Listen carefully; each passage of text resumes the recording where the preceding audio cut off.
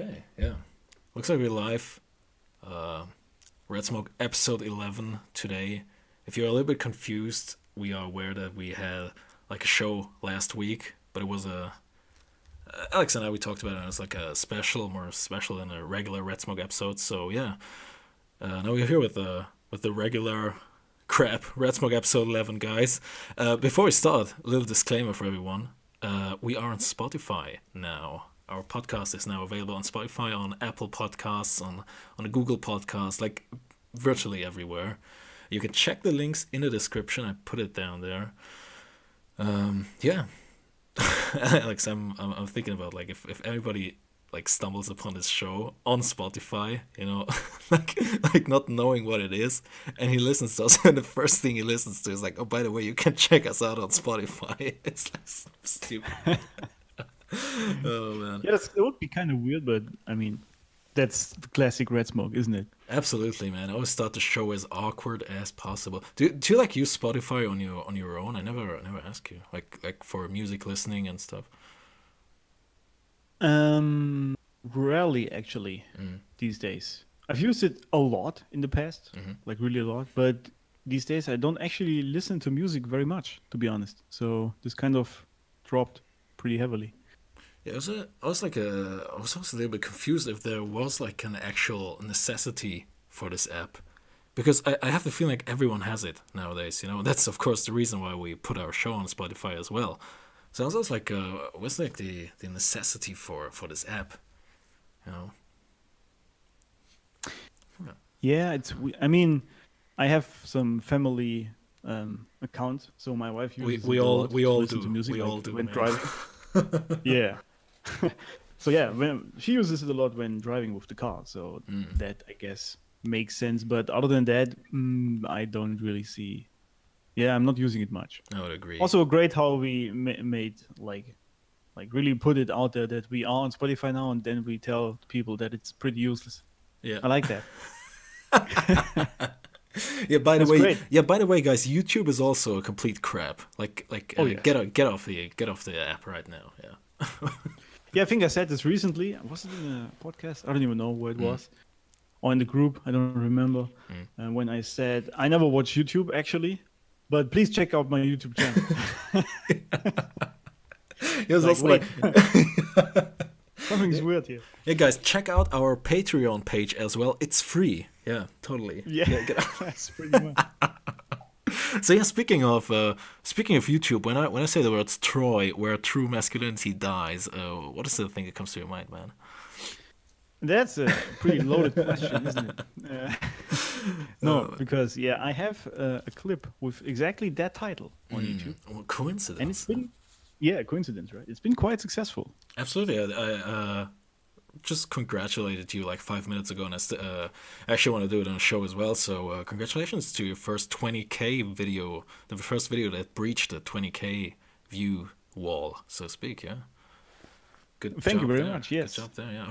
that's actually quite a milestone for me, because Absolutely. all the other videos have like 300, 500 views or something, Relatively, except yeah. a few.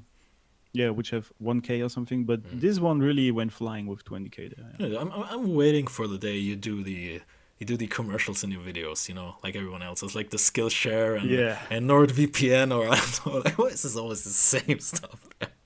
Yes, exactly. That's really the weird thing. It's always NordVPN or Skillshare. And It's like there are 3 products on this whole world, you know, and you have to choose between Skillshare, a Squarespace, and NordVPN, and there's like nothing I else. forgot about Squarespace. You know what's a funny? Yeah, it's weird. Although I'm doubting they would come to you or to a channel, you know, that's like a, you know, toxic in some way. Yeah, I think there might be an issue with getting sponsors for this channel. So yeah, but I'm not looking forward to having that anyway at all. So that doesn't bother me. But I think if I were to aim for sponsoring, that would be quite difficult with the message I put out. Yeah. Definitely, yeah. You know what I was thinking about? You know, most of the time, I mean, occasionally I still watch like video essays on YouTube, and not only those from Self-Conquering, also some other videos as well. And most of the times it's like videos who are about, I would say like storytelling and like a film review. And then in the end, Yes. let's go with storytelling, right? And then in the end or in the middle of the video, it's always like, oh, this video is brought to you by Skillshare. Learn how to write stories. I was like, is not this video about writing stories? Why should I go on Skillshare after that? I always hated when people are like, shouldn't your video actually explain to me this? I just don't know, man. Yes. I just don't know. Yeah. It's a weird But thing. at least the commercial is like aimed to the target audience, so I guess that's fine. I would say yes, definitely. Yeah, definitely. So actually, what we're gonna do today is we're gonna do a little I'd say response video. How does it feel to do a response video to one of your own videos? It's like a responseception, man. Yeah, it's kind of weird because exactly, because this video we are going to respond to is a response to another movie, right? So it's kind of Whoa. we're getting deep here. I actually hate it when people use deception thing. I was just thinking about it. I also said it like responseception, but actually, you know what would be more appropriate? You know those Russian dolls. I think they're yes. made of wood or porcelain. They have like the size of a teacup, and when you open them up, there's always like a smaller one inside, and always a smaller one. I think they're called matryoshkas or something. So Matryoshka, yes. the appropriate term would be a response troshka thing. Yeah. Oh God. I like that. I think we should probably forget about the whole rat Wait, smoke there's a thing. better one. It's a response Troishka, because we are doing Troy, right? Oh my god! How did I not see that, man? Oh fuck! I think I'm gonna rename the video afterwards. And also the Spotify link. Everybody who's listening on Spotify, I haven't forgotten about you. Don't worry.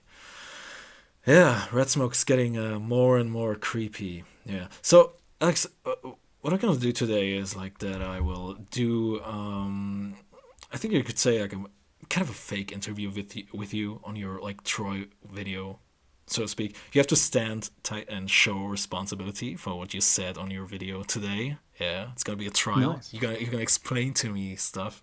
I would probably do a watch together on a video with you with Troy, but I'm like not sure if it will get taken down. It's like a miracle that this video is like blocked on your channel yet, but for some reason I have the feeling that if I would show the video now on the screen, it would kind of be blocked. So it's like self-conquering. Channel as self-conquering has like this magical wall, Maybe, I don't know, because actually in the clip I use more than like 5 seconds of virtual direct footage, even with sound from the movie. So I obviously got a copyright claim for that, which is fine, which means I cannot monetize it. But at least it hasn't been blocked or deleted or anything like that. Yeah, that's So the thing. that's I mean, also considering this is like a Warner Brothers movie, right? So even more of a miracle that this video isn't blocked. I really want to know it, right? Like people who are listening right now thinking David wants to ruin and sabotage Alex so badly. Like he secretly wants his video to be blocked, so but he just cannot make it happen. like you're gonna see like a petition from tomorrow's like block Alex video for his channel. You're not gonna breach this magic wall. Yeah. Oh man, yeah. No, jokes aside, if that video for some reason gets blocked tomorrow, so I think I'm gonna be in big trouble. Yeah, actually, yeah. Well, maybe then we need to get Red Smoke to 20k views. Guys, guys. This, by the way, is how to make friends and influence people. Yeah. Oh man, yeah. So Alex, I wrote something in the description which refers to the movie Troy, and it was made in the early 2000s, and I was mentioning like the genre of epics, something that people don't do people don't do movies like that anymore. The epic genre, I would say, like movies like Gladiator and 300 and stuff are, movies that belong to that genre. What would you say is like your favorite of this whole genre, so to speak? Oh, that's a difficult question for me to answer. I mean, Troy is obviously way up there, but is it better than 300? It's hard to say. I mean, they're very different from what they portray, right? Or not what they portray, but how they are set up. Yeah. and 300 is definitely even more stylized, you could say. Yeah. But Troy, I think, is more focused on the story itself. So I would agree. Yeah, I would agree. I guess it's tough to decide between the two. Yeah, I also would like. It's pretty hard to like compare those two with each other because when I think of 300, I think of a 2 hour, I don't know, perfume commercial, to be honest, because everything is like in slow-mo and you just have like those gorgeous pictures, but nevertheless you still have like the message there. You still have like this there are values being portrayed, and I think you definitely can compare the character of Leonidas, for example, with Achilles, right? Yes. I mean, it's funny. This is also something we can talk about later, because I get some very funny comments under that clip saying that Achilles is actually a loser to some degree, which is funny to me, but the reasoning is quite interesting. So these people would definitely be mad that we compared Leonidas to Achilles, but I personally agree with that. Yeah, they are both very, or were very great fighters in the past, and one was a king, obviously, the other wasn't, but still, they were great soldiers, fighters, and great men, which is the key of this whole clip I uploaded there. Absolutely, I agree with that.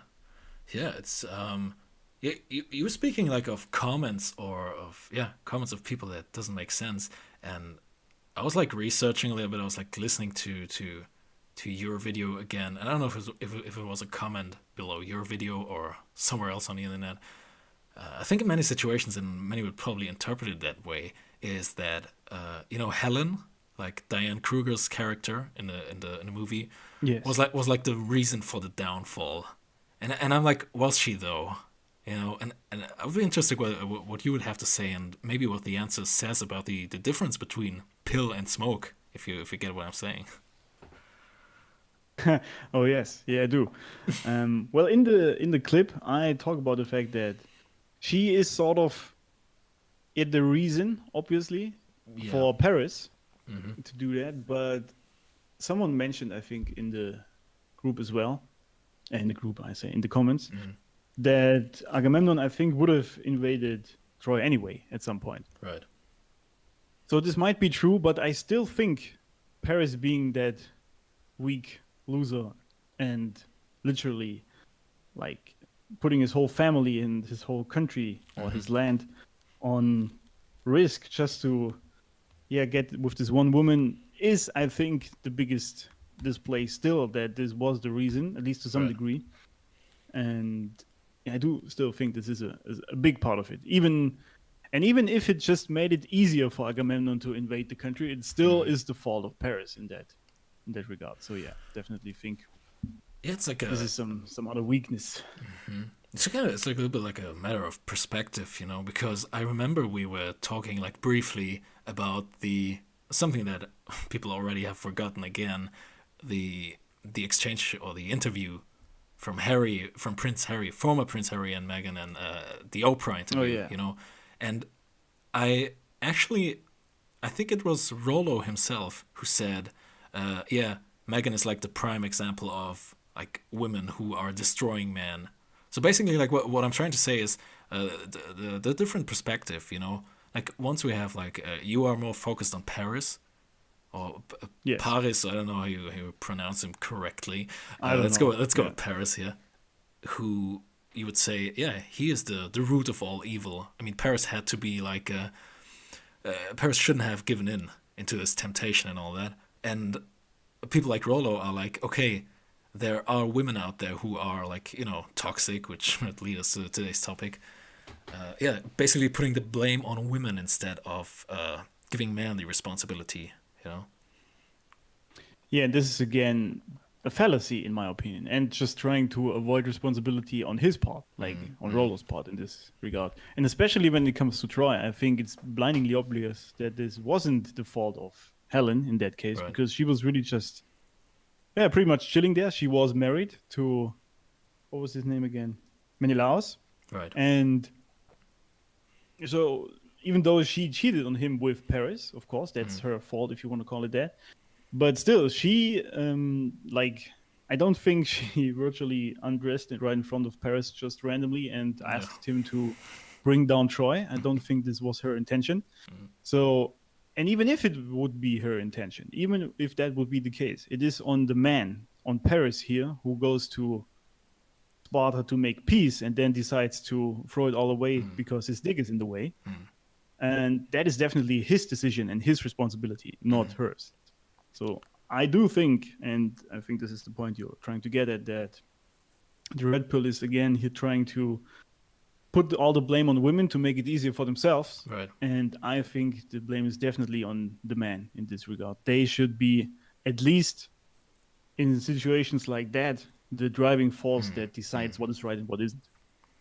It's like this way of waking up in the morning and say, yeah, no wonder I'm not married, because all women are like that, you know? Oh yeah, this phrase. Yeah, I hate that. Yeah, it's like it's something I fundamentally disagree with. Definitely. Absolutely. I mean, obviously there are similarities between women as there are between men, of course. But this phrase, all women are like that, or yes, is so stupid, because that really just means that whatever you do, you will never be satisfied with any woman, really, out of the 4 billion, whatever you do with them. And this is, again, this whole thing is a defeatist mindset in my mind from the beginning. It's the same with "it's just your turn," right? It's the other phrase. Yeah, I mean, really it basically like. robs you of any power. You know, when you hear Exactly. that, when you hear that sentence, or like, okay, for example, Meghan Markle, you know, the wife to Prince Harry, former Prince Harry, Yes. is like a let's call it like a toxic girl that cannot be redeemed for some reason. So like automatically, robs you of your responsibility and of your power, which means, okay, this woman cannot be cured, or I'm gonna be damaged by her temporarily, or you know. Yes, exactly. And I mean, just imagine, as you said, waking up every morning and realizing that half of the population on this planet is like toxic and you cannot do anything about it. And you are bound to be cheated or brought down at some point in your life anyway, whatever you do. What kind of a life is that? Correct. So that's really, really weird to me. And I've never actually liked this notion, which has been, I think this really only popped up recently, in the recent years, on the red pill. Before that, it was actually quite fine. Yeah. I mean, there were obviously some bitter people, but still, this mainstream version of just hating women for how they are, and some women like using or abusing their, let's call it, traits to influence men, doesn't mean that all girls are now bitches, right? And this is just a weird mindset to me. It's also like, you know, as a girl, you can only abuse someone you can abuse. You know what I'm saying? Yes, exactly. It's like, you know, if Meghan would have tried it with someone else and not Harry. I keep bringing up this example, but for some reason it really fits. I think it fits to the Troy narrative, because we're actually talking about a prince and the whole royal thing. So I think it's pretty fitting. I think if she would have tried this with another man, with a I don't know, like a man who has a clear point, I don't think that would have happened, and I'm sure she would have like maybe become a whole different person. Maybe, I don't know. Yeah. This is also funny to me, because this is exactly a point I think even Rollo himself brings up in his books, that the woman is really what you make of her. Maybe he doesn't use that word or these words. I don't know exactly. I get what you mean. But I think, because obviously Meghan, being a strong woman in herself, became that person because Harry is a weak loser. And you can tell this, like, obviously from his like posture and his body language. He has no control or no authority whatsoever. Yeah. And if you're such a man and you don't have your girl under control in any way, shape or form, and I know this is toxic to say that, Sure. but if that's the case, then she will eventually bring you down with ferocious force, as I like to call it. And this is just the nature of the feminine. She tries to test her man all the time, because she wants to know her man is someone who can protect her or provide for her. And if you're not that man, because you even budge to your own woman, obviously you would budge to everyone else, right? And then she becomes very strong and powerful, and she will start to abuse you. And obviously, Rollo is right there that at some point she will most likely take all his money and the kids. This will probably happen because at some point she is so disappointed and disgusted from him that she just leaves. But the reason is still not that women are bad or abuse their power. It's because he just is a loser who doesn't get his shit together and cannot like even speak up to his own woman. This is the issue, the underlying issue. And I just don't understand why they don't focus more on building up men instead of talking down women. This is just weird to me. Also, I would say if you give in to, I don't know, the games a woman plays on you, I would say you actually deserve it. Oh yes. You know, like whatever comes to you after that. Yeah, I think it's just nature really testing you there if you are strong enough to like survive even at all. Yeah. And as I said, women test you all the time. We both know that. It's like constantly happening. Yeah. And it's not like with malice intent or something. They just try to see if you're the man you pretend to be. Sure. And if you're not, then everything that comes your way rightly comes your way, I think. I agree with you totally there. Absolutely, yeah. You know, it's the funniest thing because I like that you kicked off the whole video essay. I'm just gonna go to my notes here because you kicked off the video essay with actually showing the ratings, which were pretty average. You know, and I like that you. I didn't know there was a swords and sandal genre at all, you know. So surprised to see. I didn't know that either. Like until I researched it for the clip. Yeah, it actually sounds more like a porn category if you think about it. But let's still get into that. I didn't think of that, but you're right. I'm pretty sure there's something like that. I don't really know. I don't really want to know. Someone check this out for us. Yeah, I was so surprised that the ratings are actually pretty average. You know, for a movie that is. Well, I'm on IMDb. It's like on a 7.3, which is okay-ish, but yeah, overall pretty bad ratings. Would you agree with the rating? I mean, there's of course the notion and the lessons that are in this movie, but would you agree that this is like a mediocre movie, like nothing special? Oh no, absolutely not. I think it's a great movie, and it's not just.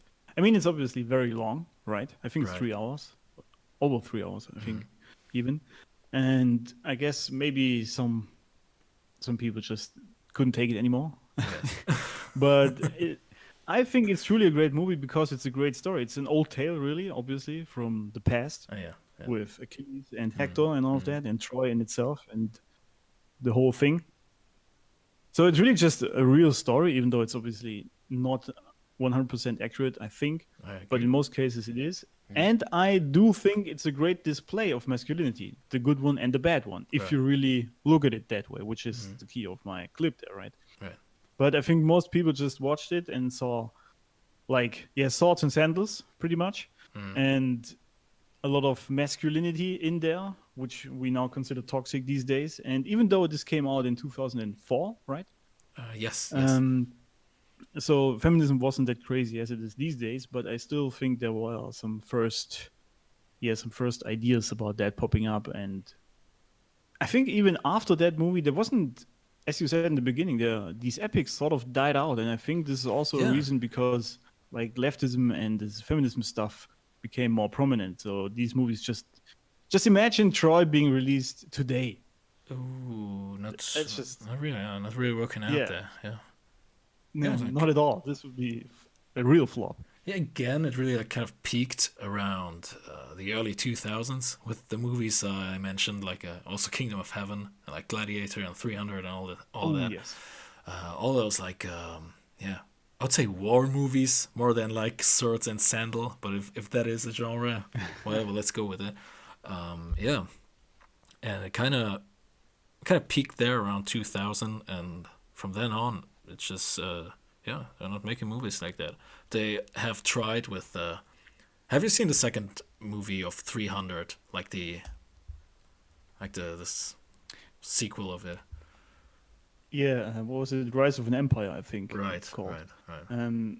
Yes, I watched it a little bit and actually have the Blu-ray at home, but it's still in that box. So yeah. Yeah, also, I'd briefly like to talk about this movie if you have seen it, but I already found that a little bit, weak, if you will. Yeah, it's like a... Yeah, it was absolutely. I think it was due to the setting. I don't understand why they tried to make it on the sea. This whole movie, that was kind of weird to me. If they just made it another sort of war movie with a cool story or something like that in the like scenarios of 300, I think that would have worked better. Even though it probably came out too late for this whole thing. It was already over its zenith there. Yeah. Before we continue, just a quick reminder. So, someone in the chat said, "Is this actually live?" Official Inside Man is asking. Yes, this is live, brother. We can see your messages. If you have any questions, feel free to drop them. We might answer them at the end of the episode. Alex, you were quickly talking about, or briefly talking about, abundance mindset, which I found very, very interesting in your video essay. There was something that was so interesting because it always occurred to me as a paradox. Why pick a wife at all?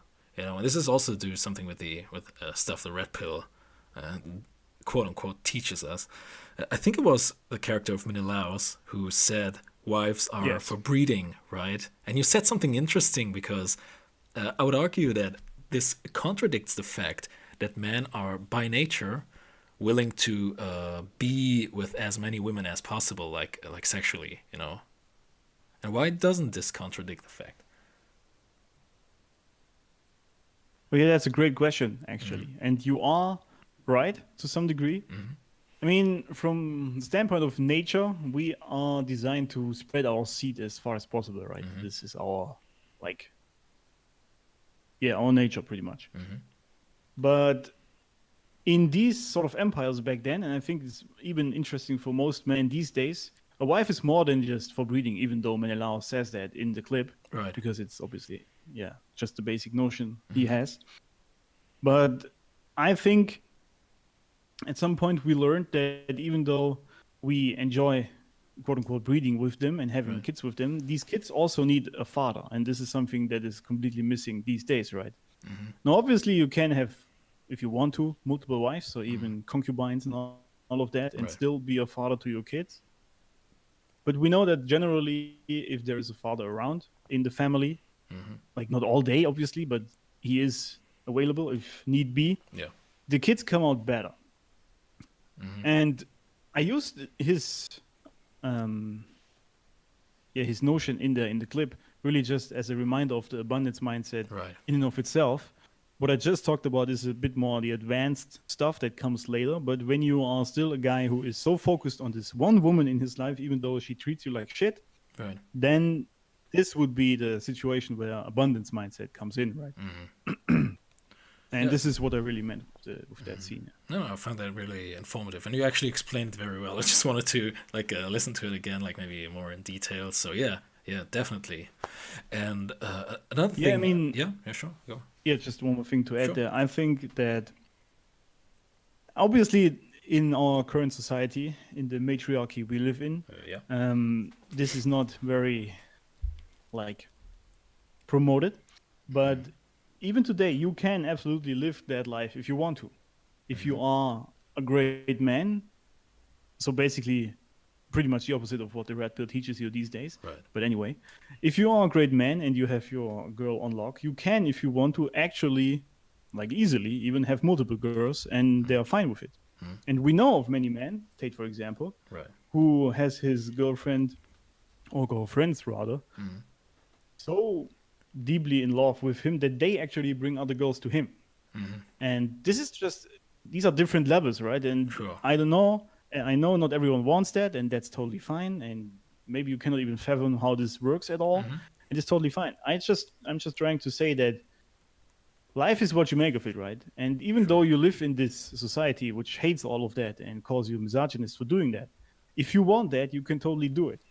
And this is, again, a part of the abundance mindset, that it's your life and there are multiple possibilities, endless, to live it as you want or please. So it's totally up to you to choose what you do with your life and how many women you have or not. Definitely, yeah. So it's just that because when I first watching your video, I was like, isn't that like a contradiction when you say, okay, I'm gonna pick a wife, but I can also do like what I want. So what's the point in having a wife? And that's also that's actually the point there with the breeding thing, you know. Yeah, it's like Yes. choosing a woman you want to actually have kids with. Yeah, and I think it was right after that. It was because you were then focusing more on Helen in your video essay, and like I like that you said that. I really liked your choice of words there. I like that you said Helen falls in love with the fantasy of a guy, referring to Paris, of course. Explain that to me again. Yes, that is another key part, actually. This was also maybe even interesting for women in this clip, because many women, when they get together with a guy, they really fall in love with the fantasy of him. Like they imagine what kind of guy he is, and they have some sort of image, might be a perfect image of a man or something they heard about from other people about him, whatever it is. And maybe he was even that guy in the beginning, like brave, and even if you think about it, the situation itself, that he is willing to sleep with her, even though her husband, the king of Sparta, nonetheless, is pretty much in the next room. So there is some sort of bravery in there, and he's some sort of Chad, if you want to call it that. But this is a fallacy, because this fantasy is not the real person. But she doesn't know that, obviously. So she falls in love with the fantasy, but this fantasy is not the real Paris. And this is, I think, a fallacy many women actually fall into. And you were saying I didn't want to interrupt you, but you were saying in your video essay that for example, that a wife you marry a wife, and then after like 1 or 2 years she realizes that you are just like a loser, like playing video games and stuff. So do you think like many men are able to like fake it in the beginning, like fake their true nature, and then in marriage it kind of shows, you know? Yeah, I don't know, there's some sort of faking, but I don't think it's intentional.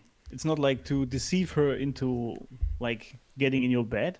It's just more or less unintentional, because you're just not like sitting on each other every day, as you do when you live together and you're married, right? And you actually see the other person virtually all the time and know all their details. And it's also what happens to many men, that in the beginning they are even this kind of person, at least to some degree, the fantasy guy. But throughout marriage, especially in marriage, and they are sort of settled and they've finished their conquest of getting a wife, they become complacent and sort of don't care anymore. This is actually what happened to me in the past. And then they wonder why, for example, sex doesn't happen as much anymore, or their woman sort of turns masculine to some degree because he doesn't take his role anymore. And she is still searching for that guy she fell in love with, that fantasy guy she once fell in love with. Even if you were that guy to some degree and now you're not anymore, or if you faked it, doesn't really matter, but you are not this person anymore. And now she's there searching for this guy, but he's not there, and this is an issue for many women, and obviously for the marriage itself, because I was asking myself how, to what degree you can actually fake it, you know? Because you were saying in your video this example of like a guy where the girl realizes after 1 or 2 years that he's like just playing video games and stuff. I don't think it would take like 2 years.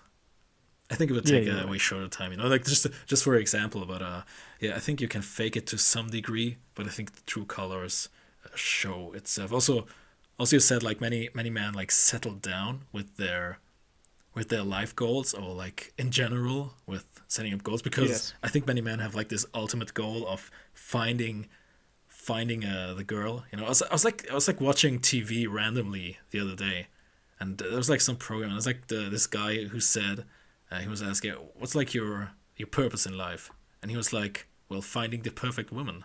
And I was like, okay. Oh God. Yeah. I mean, obviously, then if you find the woman, then what is there left in your life? I mean, it makes sense, you know. Yes, exactly. This is the point. I was trying to get at right now, pretty much, that it's not just that some men actually want this as their only goal. It's what they are told from growing up these days.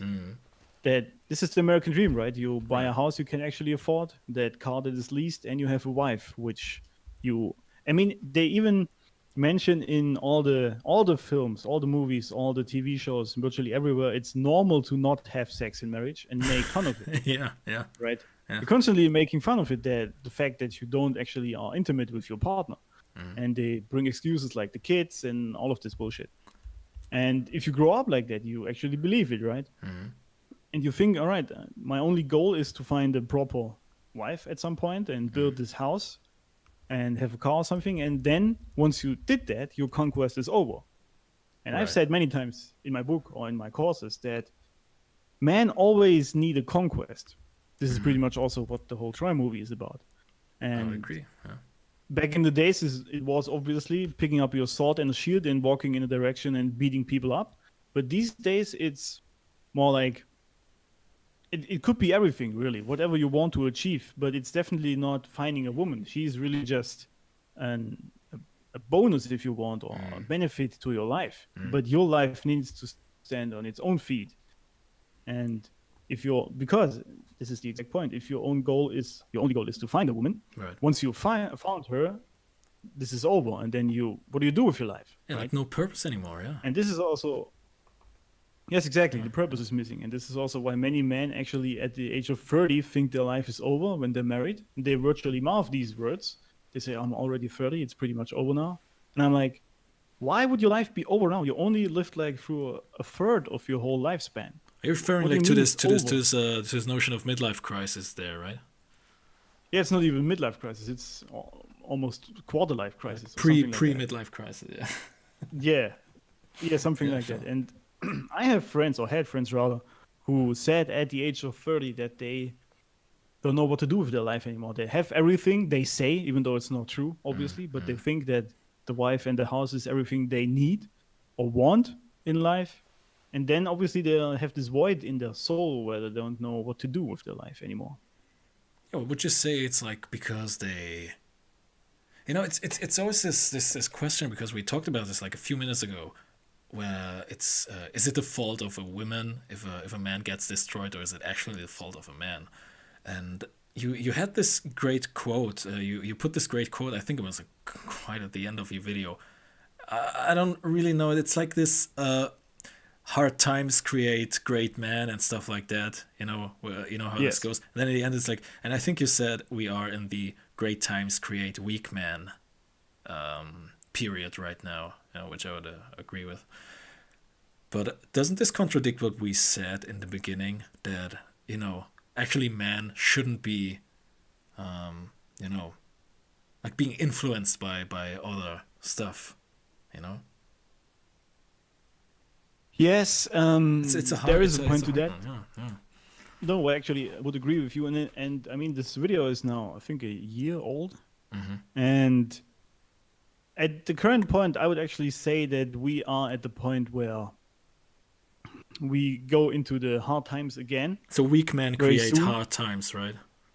Yes, yeah. I think we are already moving into the hard times, because mostly there are weak men out there, if you look at it. Right.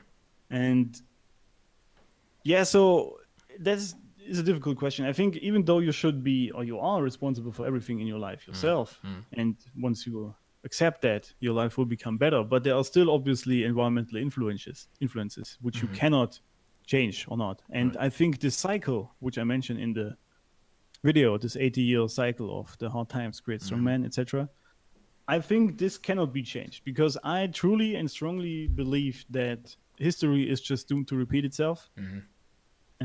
I don't see why it would be different this time. I just don't know why. And maybe I'm wrong, and I hope so, because otherwise we will have hard times pretty soon. But still, even though you take responsibility for your life, society and the world keeps moving, right? Yeah. So maybe you could blame feminism or women to some degree for what they do these days, but I still think that it's mostly the men who are too weak to actually keep them in check. And if this is bound to happen always or not, doesn't really matter. It just means that no matter in what situation you find yourself in, what currently is the society or how they think about it, you have your own thoughts and your own life, right? So if you create the life you want, even though society sees it completely differently, then this is up to you. So, yeah, I think these two things are separated, even though obviously one of them, or both rather, play into each other. Actually, like the quote, I don't know from whom. Someone said once that that feminism is like just a huge shit test. Would you agree? Yeah, I think I actually tweeted that once. Oh, then it was from you. Yeah. Yeah. Could be, but maybe I just had it from someone else. I don't remember. Mm. But anyway, I think feminism is a huge shit test on the whole of society, or whole of man rather. Because and the man obviously blindingly barged through this whole bullshit instead of saying, "What are you even talking about with all this crap?" Right. And yeah, so I think that is definitely a huge sort of shit test. I would agree. Yeah. So, also speaking of the quote to get over this point.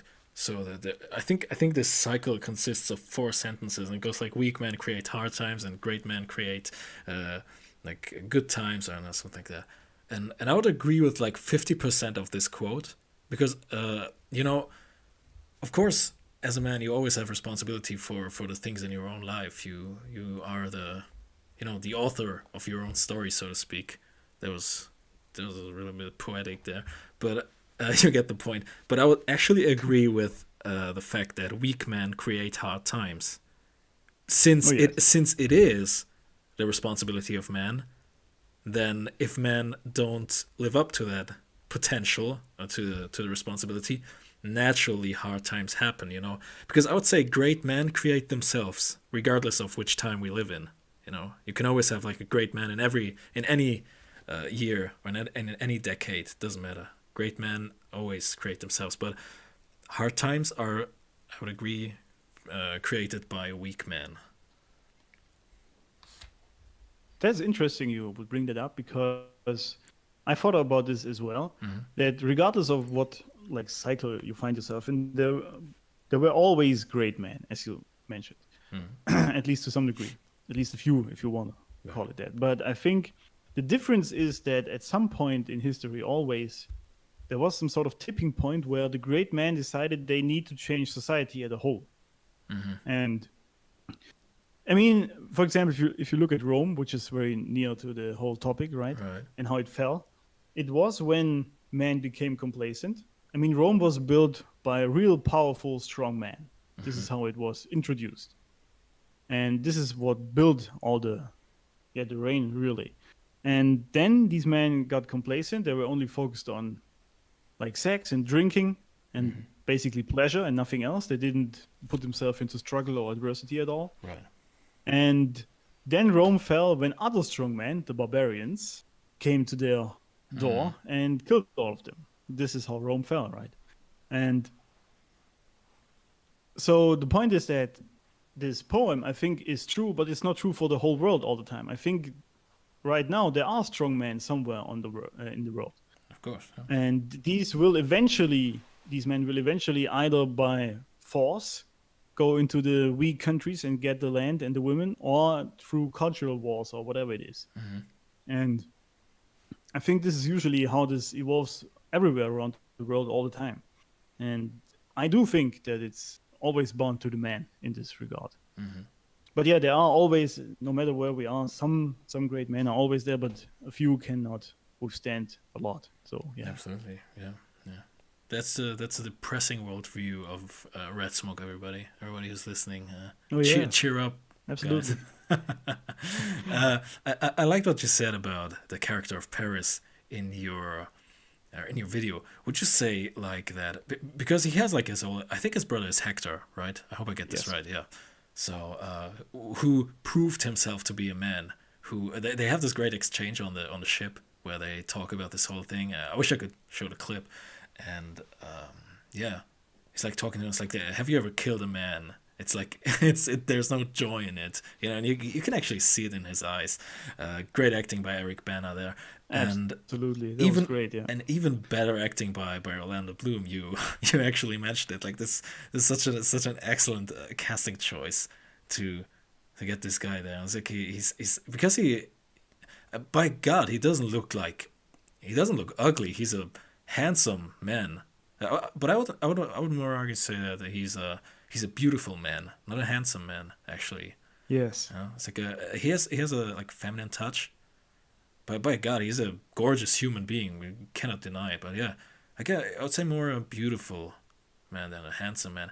And the funniest thing is that Orlando Bloom, due to a lot of the Rings, which he previously acted in, was probably the actor who knew how to wield the sword the best.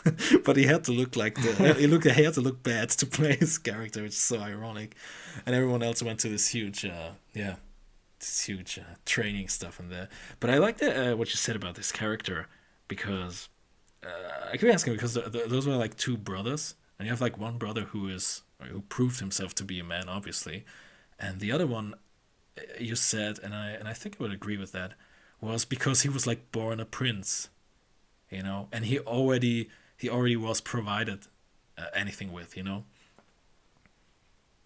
Yes. Actually, it's great you mentioned this scene, because I enjoy that a lot. This exchange between these brothers, and yeah, I totally agree. The acting was very great, and you can just see the upbringing in these two brothers, really, because Hector definitely, as he says himself, he had to kill a man before, and there was no joy in it at all. And this is so well acted. Actually, I really enjoyed that, because you can just see that he is very aware what he does or has done, and that it's not nice, but it had to be done. This is what made him grow as a person. And Paris just thinks, because he never actually had to do that he just can go out and kill someone, and there's nothing wrong with that. Or even in this scenario, affront the king of Sparta, which is known to be like very violent king. Right. So this is really just infantile stupidity, if you want to call it that, from someone who just didn't grow up properly or didn't have the challenges. And obviously we don't know exactly the upbringing between the two brothers, but I think in the movie, at least, it's very well displayed that Paris definitely didn't have to go through the things Hector had to go through. Maybe because he was the smaller brother, maybe because he was just the prince. Whatever it was, he definitely is still a child, in my opinion.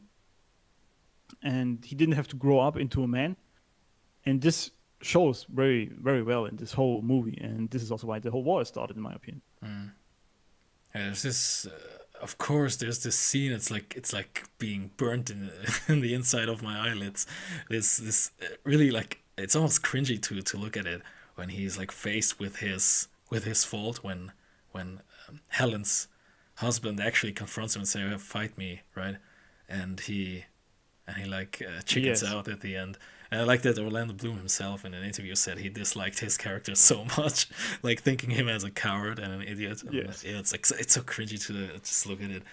And I think like by nature he would have probably died. And I actually like the ending of the movie. Spoiler warning, everybody. Everyone dies except him, basically. Yeah, and it's I think a good. I think it's a good ending. I don't like the generic, the so to speak bad guy dies in the end. It kind of reminds me a little bit of Gladiator. Yes. No, I like the ending as well, because I think it's a display of reality, and the reality people sometimes don't like. I always said, when people ask me, I just want a movie that has a bad ending, and not because because I'm a cynic or something, but because I want it to be realistic, at least sometimes in going to movies. And then people come at me with, but if I watch a movie, I want to have fun, entertainment, all of that. It's fine, whatever. But in Troy, actually, they went with a somewhat bad ending, quote unquote, because all the great men actually die, and Paris, the weak loser who started this whole thing, actually survives and gets to pretty much build the next society with all the women that survived, right? And this is exactly the key point, which is also the title of my clip, Where True Masculinity Dies, in defending weak men. And this is exactly what happens all the time, which is the same thing that happened in World War II, when the great men were dying on the beaches and fighting this great war.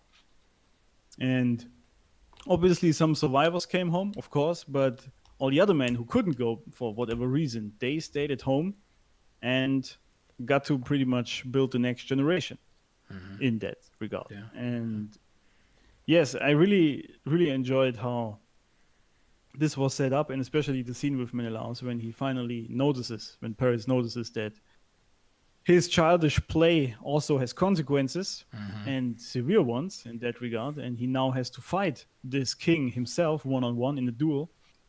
And I can just then see how actually he chickens out. Yeah, great acting there, man. You can just see how he pisses himself, actually.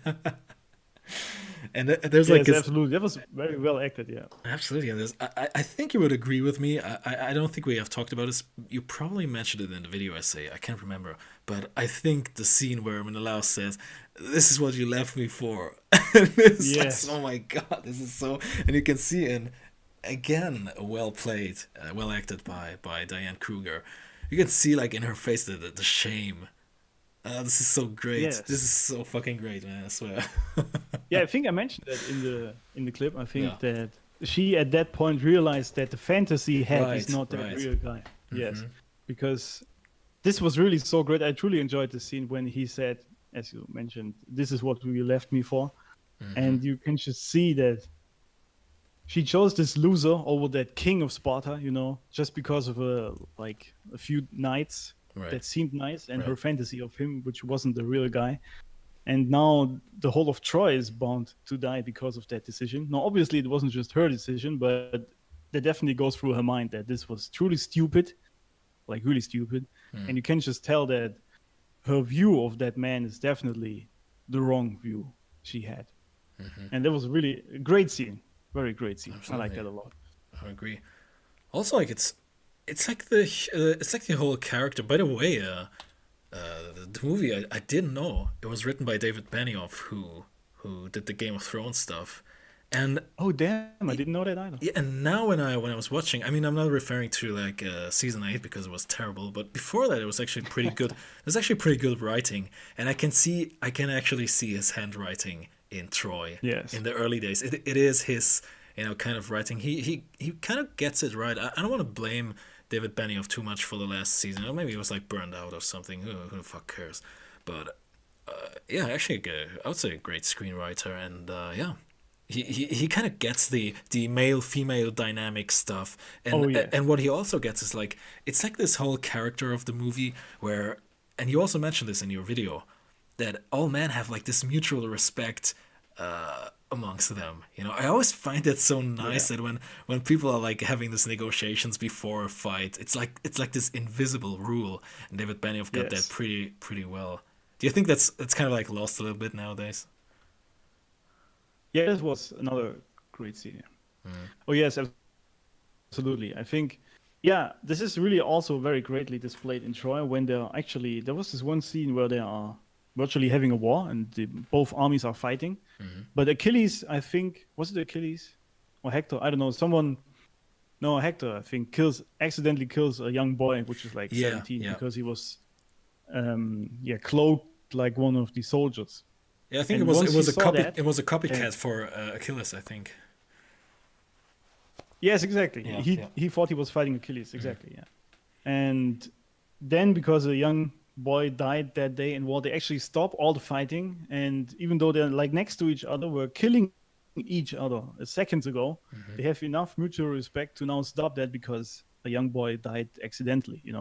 And this is really truly some sort of respect you don't see these days in like any shape or form anymore.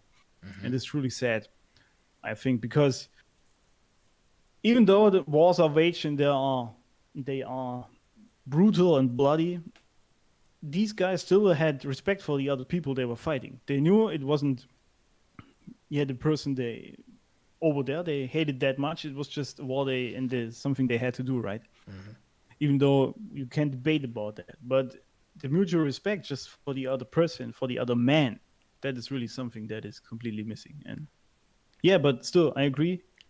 David Benioff definitely has a knack for this, and he knows how to display strong masculine characters and weak masculine characters. It was the same in Game of Thrones, I think. He just knows how to display them greatly, and this is truly, very noticeable in these movies. Yeah, I don't know how familiar you are with the Game of Thrones series, but it always comes to my mind. I always think about Tywin Lannister or characters like that who are really like, oh man, this is someone you don't fuck with, Yeah. No, I watched all of Game of Thrones, and the first seasons, actually multiple times, I think. Yeah, great show, very great show, except obviously for the last season, but Definitely. whatever. But yeah, especially the first, I would say 3-4 seasons, I don't know, were very great. And I agree. yeah, Tywin Lannister is a prime example there of a man you just know through his presence. He doesn't even have to say something. Just when you look at him, you know, all right, I'm not going to fuck with this guy. Absolutely. And this is just great. I just love that. It's such a great character. It just reminds me of I'm probably going to do a stream on that because I wasn't sure if you have actually seen the whole series, but if that's the case, I think we're not going to run out of topics soon. Definitely. Did you know that? Yeah. Did you know that in the German theatrical version, the movie was highly cut because you were just mentioning how bloody and violent it was. Going back to Troy, to get a not under 12 rating. You know, we have this FSK 12 ratings over here. The home version is uncut and has a not under 16 rating. Oh damn! Because I was like I was a bit surprised because I was watching your video essay and you were actually censoring some stuff there. I remember that, and I can understand why. Oh yeah. Yeah, because like probably maybe I take it down or something. So yeah. That's it. Yeah, that was just really because of YouTube. Yeah. Yeah. I always connect Benioff writing style to very, very detailed gore and blood. And I was like, also when I think of Game of Thrones, I think of and those. Sex. Yes, absolutely. I mean, there's a huge amount of ass and tits in this movie, man, and as well as in Game of Thrones. Yeah, it's just like it can't hide the fact. Yeah, absolutely. But I mean, who doesn't like seeing Diane Kruger naked? I mean, it's truly a sight to behold, isn't it? Wouldn't want to argue with that. That's always something I really like. People in the US or anywhere else actually don't know that. I don't know if you've seen the German version. I've seen the German version of Troy. I still need to watch the uncut extended version. There's actually this director's cut out there. And Diane Kruger is a native German speaker, right? And she always dubs her own character in the German dubbed version. I always find that so funny because you can see she's not like a professional voice actor, and you can always like hear this because I believe for an English speaking guy, you can hear her German accent. Yes. And as a German speaking guy, you can hear her English accent, which is so funny. Yes. Yeah. It's kind of weird. Why does she do that? I don't know. She's like, yeah. Actually, I think it was on a request from the director, who was a German as well. Wolfgang Petersen was it who directed the movie. And actually, Diane Kruger was a nobody before that. It was actually a first big role because, fun fact, Wolfgang Petersen, the director, originally didn't want Helen to appear in the movie, which I find very interesting because I think a huge plot point would be missing. But he felt an actress couldn't live up. I was going to say, how would that movie unfold? Yeah, I think it's like the major plot thread they would lack. And he said he felt that an actress couldn't live up to the audience's expectations because Helen in Homer's stories is like being described as this goddess, you know. But the producers insisted, so Petersen has casted an unknown actress, which is a pretty good choice, I think. Yeah. Yeah, but I know that in Homer's original story that Helen was like the most beautiful woman you could actually ever see or have seen. This is pretty much the story. Naturally, the king of Sparta would have her as a wife, but I think the casting with Diane Kruger was actually quite well done there, because she does have something in her visual, have something divine about her. Maybe it's the blonde hair, I don't know, but it's just something that works there. Definitely, yeah. Did you know that also the director Wolfgang Petersen has been offered the chance to direct Gladiator, but he turned it down, and his regret at this decision was why he agreed to do Troy. It's just so funny. Oh my god, that is weird. I would, on many levels, but I would be pissed off seeing Gladiator in the cinema. I was like, okay, I could have done this movie. Well, I mean, if you think about it, Gladiator definitely is more well known than Troy, isn't it? Yeah, I would say it aged better. For some reason, I don't know why people. I don't know why people don't talk about this movie.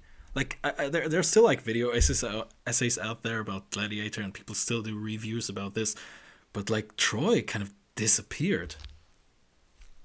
I don't know why. Yes. It's like, it wasn't Which like is also weird because yeah. sorry for interrupting. No, here you go. But there are also still memes floating around from Troy, but I just think most people don't even know that they are from Troy, which is Right, weird. right. Like Menelaus laughing and stuff. Yeah. Yeah. Menelaus laughing. This is really good. I enjoyed that one a lot. If the movie doesn't give you anything, at least it gave us this. Yeah. And Oh, wait, it was Agamemnon, right? I don't know. Yes, exactly, because it was when Menelaus was fighting Paris and he was like losing heavily. Then Agamemnon was laughing. Yeah, right. But still, great meme actually. Definitely. Great scene, rather. Definitely, yeah.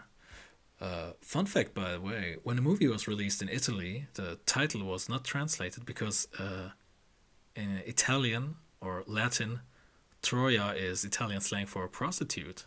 Just a little fun fact there, yeah. And another fun fact, Christopher Nolan himself was offered the opportunity to direct the film. I was like, oh, that would be a good one. That would have been way different, I guess, if Nolan did that. Not bad, but definitely different. I mean, let's put it this way. I probably would have liked to see both versions. And of course, Hollywood doesn't do like, okay, watch the, like going into the cinema. Would you like to see Wolfgang Petersen's version or would you like Christopher Nolan's version? Like you have this like two tickets. Well, I would go twice, watch both. Yeah, I would agree. Yeah, definitely. Yeah, and I mean, especially since Hollywood is like ripe with a lot of remakes, why not have Christopher Nolan remake Troy? This would be one of the remakes I actually would like to see. Yeah, but speaking of the casting, I don't know if you can top this. I don't know who to cast for this. You know, it's like I mean, just of course we have to briefly talk about Brad Pitt, who actually trained for 6 months. He had this infamous training to get a body that actually looked like one of a Greek statue, and I think he kind of made it there, to be honest. Yes, it's funny because you know AJ, right? Right. Of course, you know him from Twitter. Right. AJ Cortez, and he has a program called Achilles. I'm not gonna plug in that here, but I have the program, and in it he actually went over Brad Pitt's fitness routine, and it was the first time, actually, another fun fact, the first time ever that Brad Pitt actually had some real muscle that was in Troy. Before that, he was obviously like never fat or something, but he was very lean and not very muscular. Right. And for Troy, it was the first time he actually put on some biceps. All the male, definitely. Definitely. That's something you went for. That's a very. Also, all the male cast had to shave or wax their chests. It's like okay. Sometimes people pretend that actors don't sacrifice anything. I was like, no, they actually do. Oh man, it's like. I guess it was a real tough sacrifice they had to go through there. Yeah, definitely. You know, it's funny, Brad Pitt and Eric Bana. Eric Bana is the guy who played Hector, if anybody's listening. They also did not use like stunt doubles for their epic duel, which I found pretty interesting. They made like a gentleman's agreement to pay for every accidental hit, like $50 for each light blow and $100 for each hard blow. And you know what's even more funny is that Pitt ended up paying Bana like $750, and Bana didn't owe Pitt anything. I was like, oh, nice. Yeah, see, kind of like got the. That's a nice trivial there. I like that. Definitely, man. That's like this whole movie has so many things. I would love to like play the behind the scenes clips in here, but it's Warner Brothers, and we had the stream taken down when I was playing the Dark Knight behind the scenes stuff. Yes. Which sounds pretty interesting. So yeah. So I gotta. Yeah, Warner Brothers is a bit weird when it comes to that. Absolutely. Also, to get back to, it's just something I was reminded of. To get back to the topic of like mutual respect amongst men and how this is so greatly portrayed in this movie. There's actually this scene where Achilles disobeys his own king to give the other king like 12 days of grief. This is like this unofficial rule or something like that after killing his son. It's like such a nice example, to be honest. Yeah, this was another great example actually of masculinity, I think, and honor and virtues and respect, right? That, he gave him these 12 days of grief, which is, I think, some sort of rule in olden day Greece, I think it was, something like that.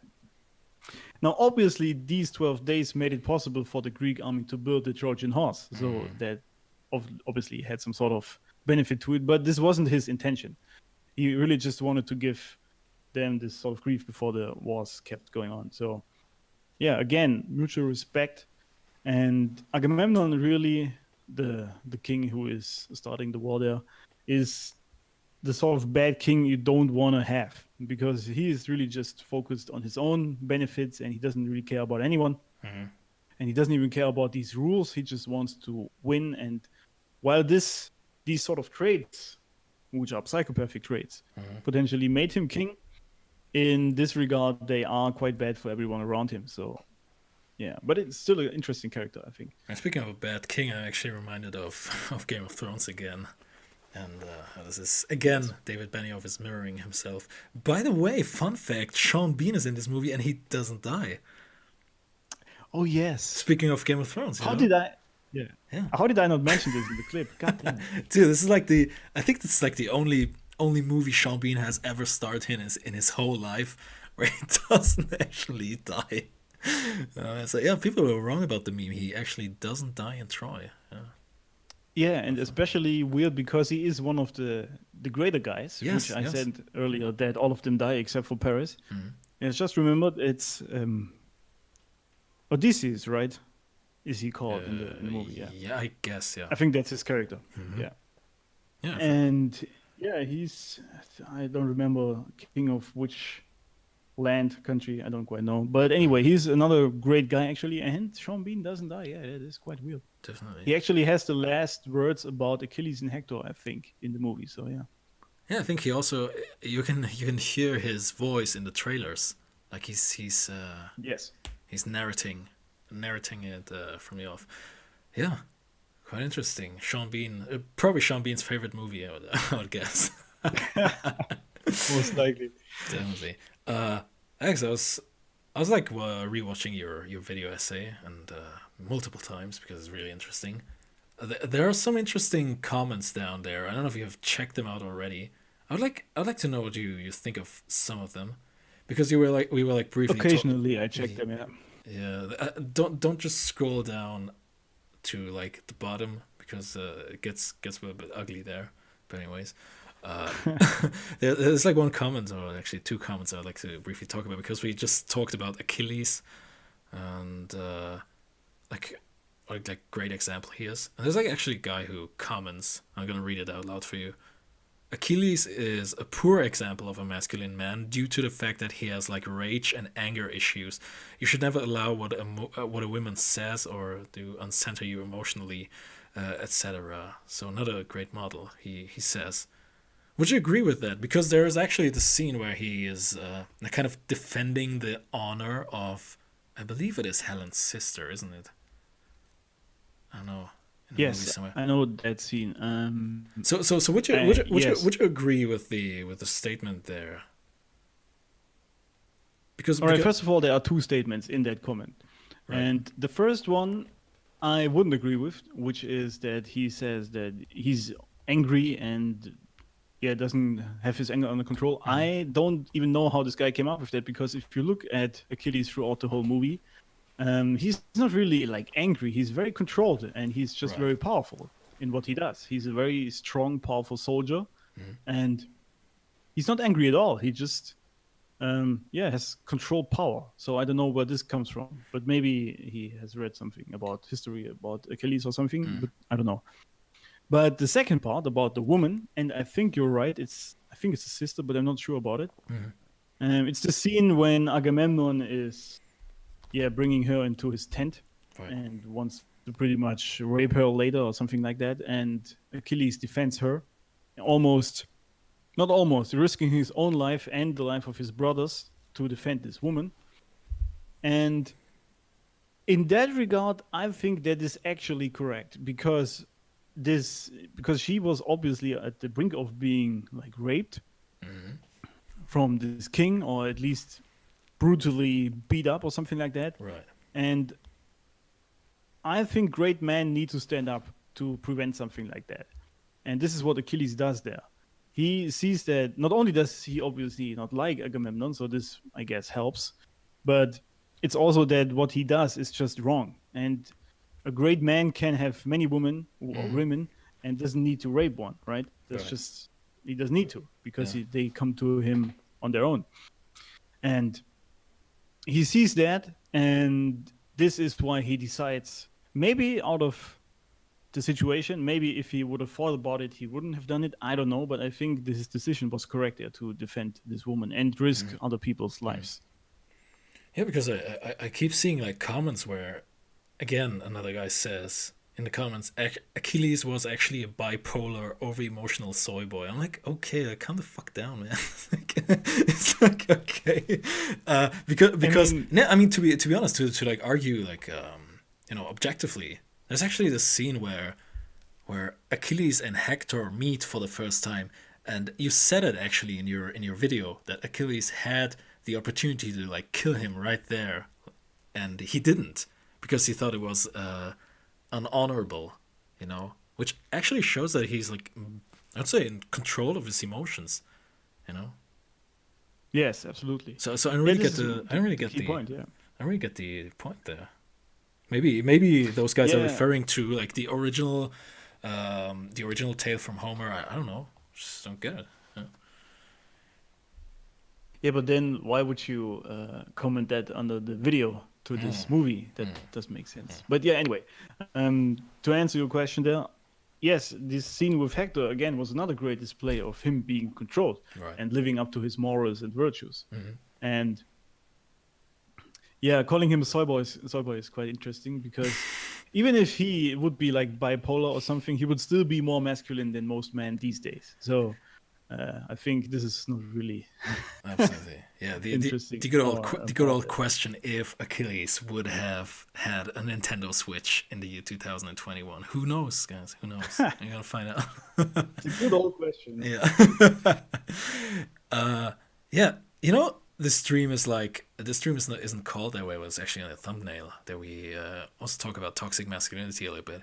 And isn't it ironic that feminists, or let's say mainstream media, claims that toxic masculinity is ironically exactly the opposite? I would think many people would probably argue that like people like I don't know, Hector or even Achilles or Agamemnon and Menelaus, I feel like they would probably consider them like toxic masculine, like basically exactly the opposite. I mean, we don't want to claim the truth over all things, right? We could be wrong too, but isn't it ironic? Absolutely. And this is something I have talked about many times, that feminism or whoever it is, they made a great job at switching this over completely, because they say, or they would say, you are completely correct there, that Achilles, for example, or Hector aren't toxic masculine guys, because just for the fact that they waged wars, which just was a completely natural thing back then. I mean, it's been a while, but this was how humans operated back in the days. Yeah. And so, of course, there's, if you want to call it that, there is some toxicity to waging wars. Okay, I get it. But still, the real toxic masculinity, in my opinion, is still the absence of masculinity, which means pretty much Paris again, and not living up to your morals, your responsibility, and your virtues. This is what's truly toxic, because then at some point, if you don't get what you want, you will either be resentful, which is what most guys are these days, because they don't get from their women what they want, or they bring a whole empire down or dive it into war through their stupid actions, which is exactly what Paris did, because they don't think about what happens and don't care about offending other people. So yeah, I definitely disagree with feminism and agree with what you said there. Toxic masculinity is the complete opposite of what they propagate these days. It's interesting because it's today's topic, and if you check out toxic masculinity on like if you type those two words on Google, like just randomly, it gets really interesting, and then I would argue it gets really ugly. toxic Oh, masculinity as like the overall definition. I have the German one here. Let me translate it. Toxic masculinity is like basically behavior of man, which is kind of like damaging to society, and I would agree with that. I would absolutely agree with that. With the first sentence here, that masculinity is always toxic if it harms society or other men. Yeah, definitely.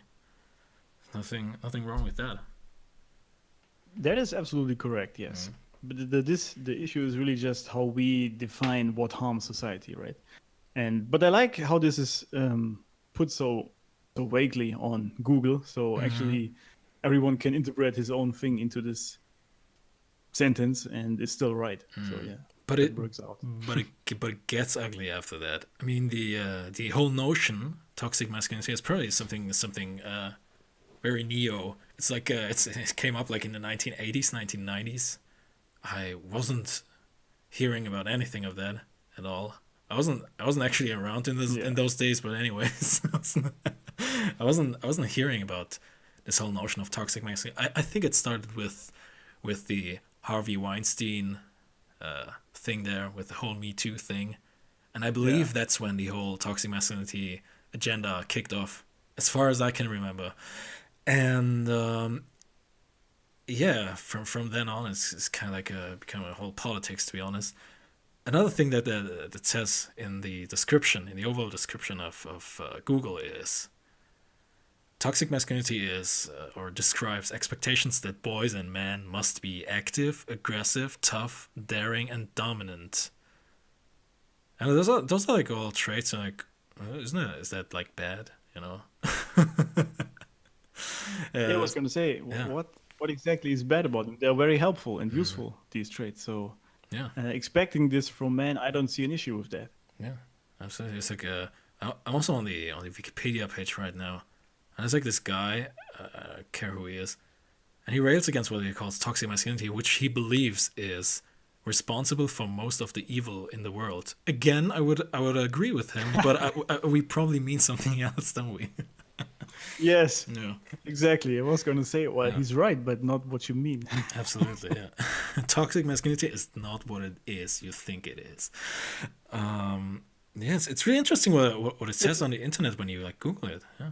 You were about to say something. It's interesting how vaguely this is put on there, and I guess intentionally, so everyone can virtually like take his own thoughts out of this, even though they might be like completely off. And people always ask, who is like saying what is correct masculinity and what is the wrong masculinity, basically. So who's going to decide that, right? And the answer is pretty easy, simple, and obvious. It's nature.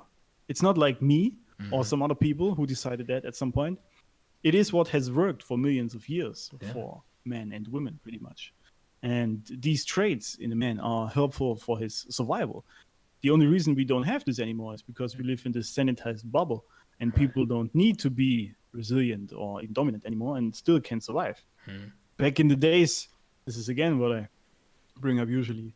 Back in the days, if you had to fight for your survival, you wouldn't be bothered about transgenderism or any sort of toxic masculinity because you had other issues, right? And there was no question if, as a man, you should be dominant because you had to. This is the difference.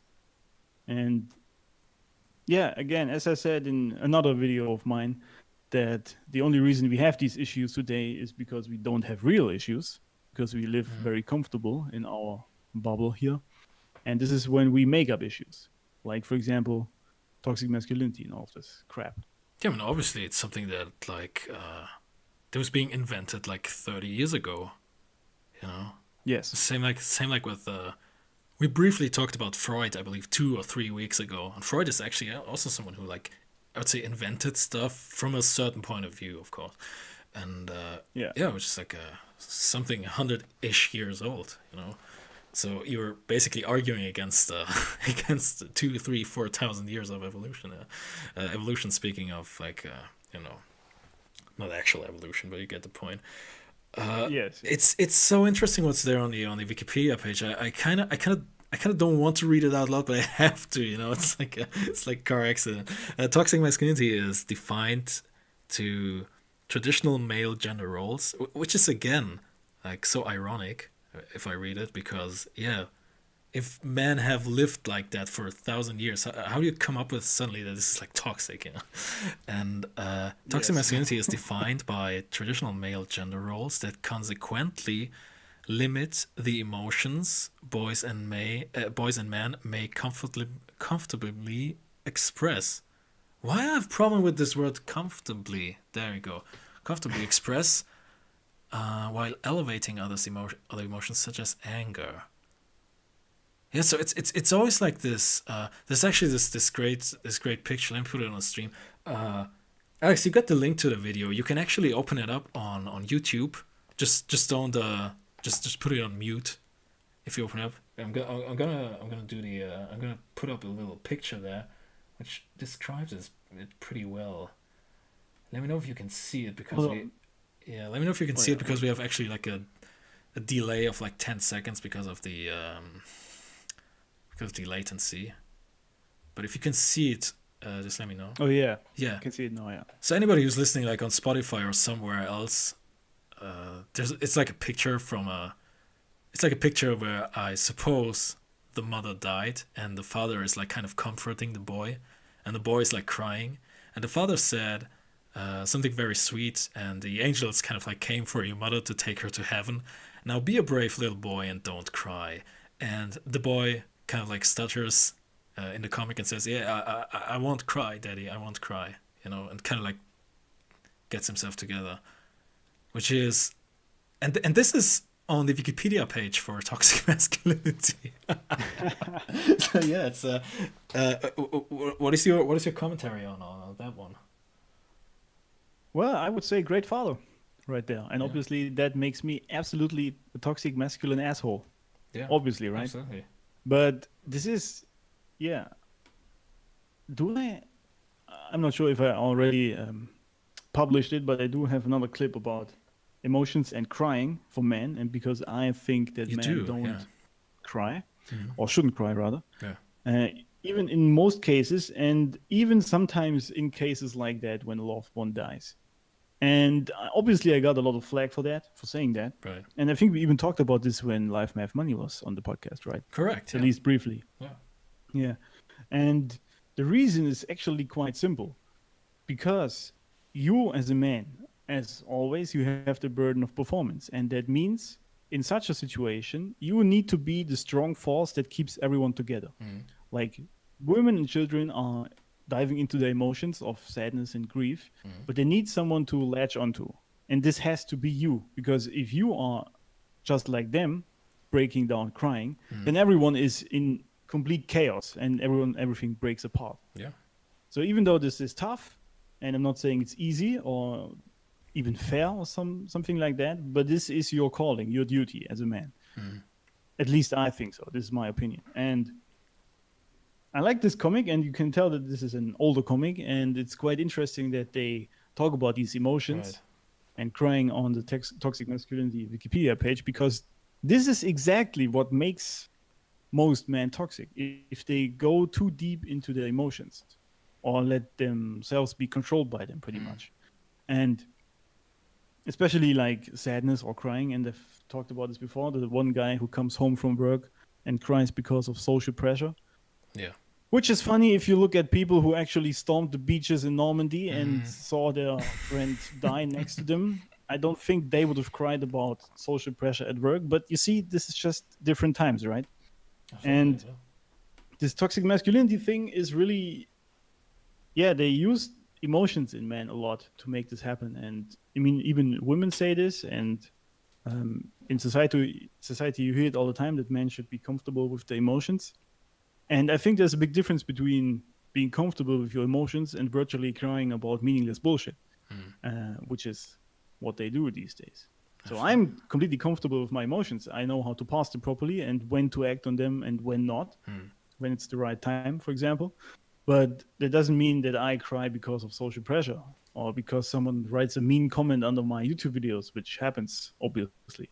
It does, yeah. Yes, it does. So this is kind of weird to me, but it's funny this comic would be on the toxic masculinity Wikipedia page.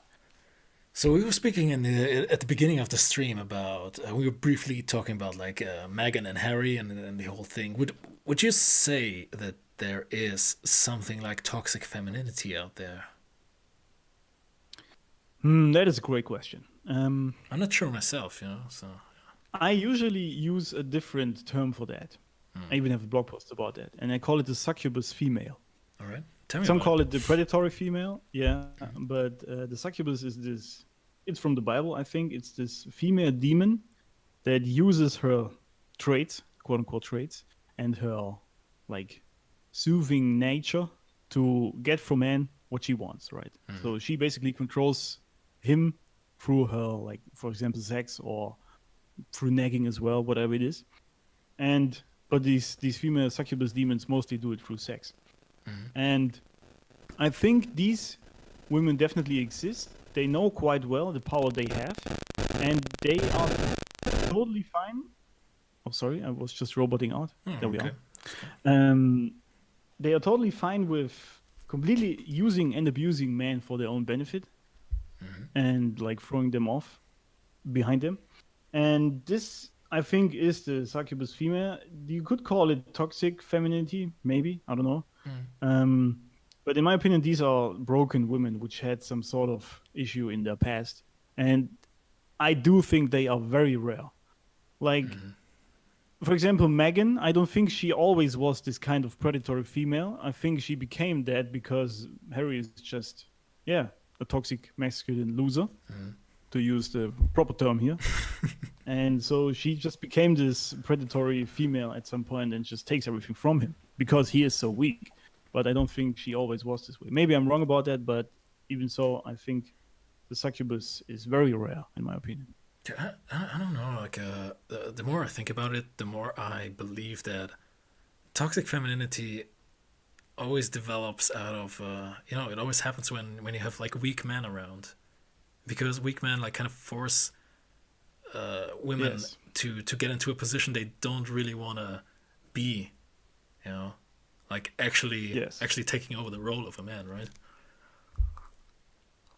Yeah, so I guess in that case, that is definitely true. When there are weak men around, the women definitely become more toxic feminine, to call it that way, because they have to, pretty much, because they have to take on the masculine roles, which means they don't or they cannot be in their feminine nature, and they hate that. Obviously, they resent that, and that means they become resentful and hateful, pretty much, at least to some degree, especially towards the man who is responsible for that, which is the weak guy.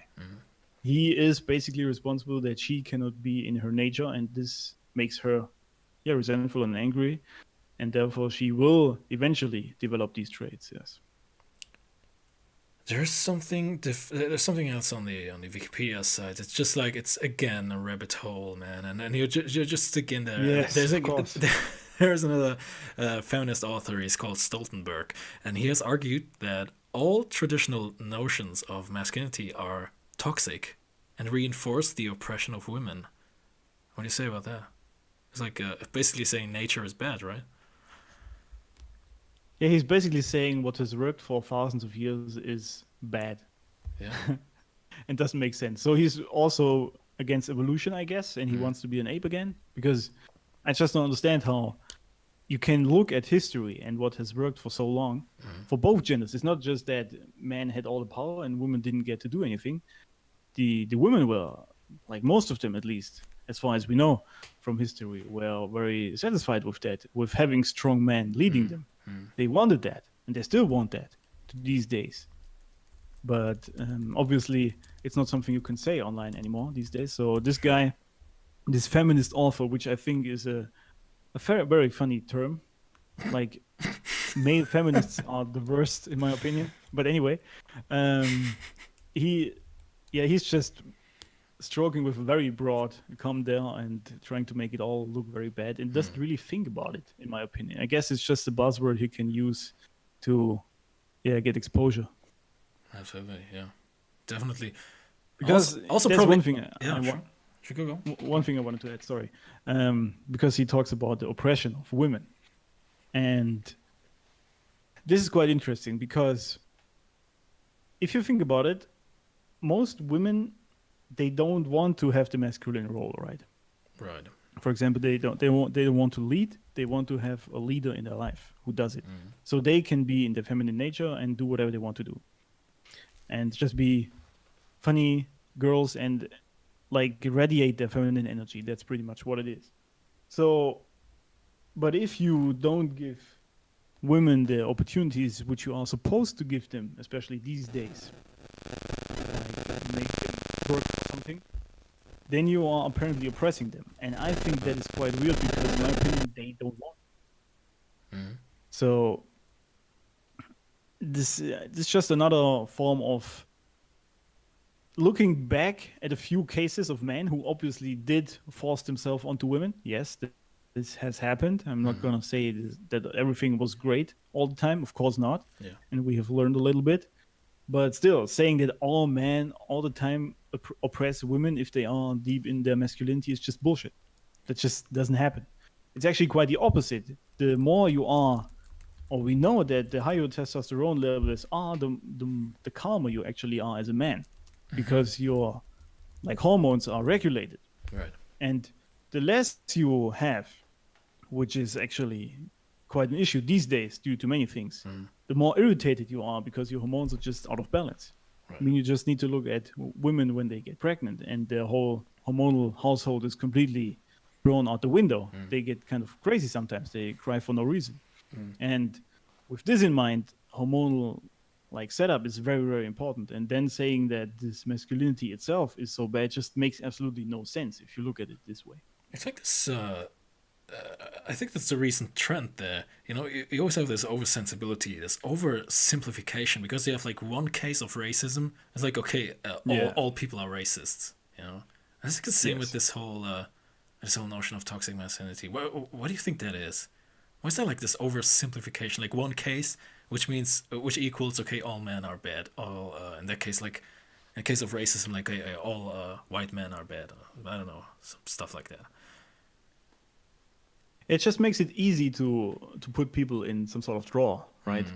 Because if one guy has done it, or one woman, whatever, has done whatever it was, you can't just say that this is naturally in anyone, and the reason it didn't surface yet is because of X, Y, Z. Right. But that just means, if that were truly the case, that all men have some sort of rapist in them naturally, this would happen way more often. Right. So this whole notion that just because one guy did it, or a few guys, whatever, and this means that all men are now these kind of pigs, is just a very simplistic and stupid way of looking at society, because not everyone is the same. But that's really what leftism does, because they operate on groups, right? This group identity, because this is what they do. They put themselves in the feminist group. They put everyone else in the white male or the black male or the male in general, whatever category. And if you have these groups, where do you draw the line, right? So you gotta have some sort of, for example, the white males, which are also like disabled or whatever, and these are the bad guys or the better guys, and you need to sort of put these people in groups. And if you don't do this, and if you evaluate each person individually, then you will notice pretty quickly that most people are actually not very quote-unquote toxic. Yeah. And most people are actually quite nice. And just because a few guys did it in that group or whatever you made up there, it doesn't mean that everyone is an asshole all of a sudden. I mean, I don't know. Do you think it's like kind of like the fault of like Twitter and social media and stuff? Oh, yes. I actually think that social media plays a big role in that, because I know quite well that, especially on Twitter, and people actually say this in their How to Grow Your Twitter courses, that definite statements work the best. Yeah. Like, if you want to get the most engagement, like most retweets and likes, then you need to write in a way that what you say is a definite statement that cannot be questioned. But if you think about it, this is true, this works best, yes. But if you do that all the time, and everyone does it really all the time, then these definite statements go into the subconscious of people, right? All the time by virtually just scrolling the app. So that means social media definitely had a big impact in that, I think, personally, that these sort of definite statements and one cases that made everyone else bad just even surfaced in people's subconscious or in their consciousness. Right. And this is how they think, because I think it's a big part because of social media. Yeah. It's very interesting how this all turns out here. I'm still on the Wikipedia page, and I need to stop scrolling now. I just can't. Yeah, I'm on it as well. But Yeah. it's quite interesting. It's because also the next thing would be, if you scroll below, would be patriarchy. That's probably also a very interesting article, but we're not going to click it. I don't know. I'm really tempted, man. I'm really tempted. I might click on. I know. There's something here you probably have seen as well. The American Psychological Association has warned that traditional masculinity ideology is associated with negative effects on mental and physical health. Now check this out. Men who adhere to traditional masculine cultural norms, such as, and now it comes, risk-taking, violence, dominance, primacy of work, need for emotional control, desire to win, and pursuit of social status, tend to be more likely to experience psychological problems such as depression and stress and body image problems. like where's like body image That problems? is just bullshit. If I have a desire to win, like in the daily at the gym, how do I have like body image problems, dude? Yes, I was going to say, all these traits you just mentioned are traits that make you very successful in life. How would you be depressed if you are successful? I don't understand how this works. This just makes no sense. It's like the complete opposite. I just don't get it, man. This page it's actually fascinating, man. Yeah, it is. But the issue is that sites like Wikipedia are like, they have so much trust in the general public, just because they are Wikipedia, right? So people, when they read this on here, they say, all right, this must be true. And they never question it, even though virtually everyone can pretty much write the stuff on Wikipedia, right? It's not like really moderated as far as I know. So these things are not necessarily true. And especially with the toxic masculinity thing, it definitely isn't, as we established so far. So that's kind of weird. There's actually another definition. I'm just back on Google. I'm just like, okay, I just type in toxic masculinity, and I think there was similar questions section. I was like, what is an example of toxic masculinity? And it's like someone who's called Terry Kupers, who describes toxic masculinity as involving the need to aggressively compete and dominate others. Would you say this is a bad trait? No, in what way would that be a bad trait? Because that makes you successful. Yeah. This is exactly the point, right? And this is also the nature of man, right? We are naturally competitive. This is just how we are. And I mean, you can suppress this, and this is what most men do these days, except when they play video games, obviously. But even in real life, if you use your competitive spirit, that means you try to be better than your other people at work, for example, or entrepreneurship, whatever you do. You try to be better. And this drive, this is some sort of momentum, motivation that gets you going. And how is this bad? Because this really yields a lot of energy for you to become better, become a better version of yourself. And yeah, I don't see how this would be bad. But again, it's on the internet, so it must be true, right? Absolutely, yeah. Same as everything that is talked about on Red Smoke, your sexist channel whom you can trust. What is interesting is there's another question is coming up here. What helps toxic masculinity? It's like I have this. I need a cure for it, right? And I love this. I love the answer. The best way to challenge toxic masculinity is to talk about it. This means having open and honest conversations with people in your life, regardless of the gender identity. I just love that, man. This feels so good. I just love the gender identity bullshit. It's this trash again, that you have some sort of identity attached to your gender, and it's not just because you can choose between 150 genders or something.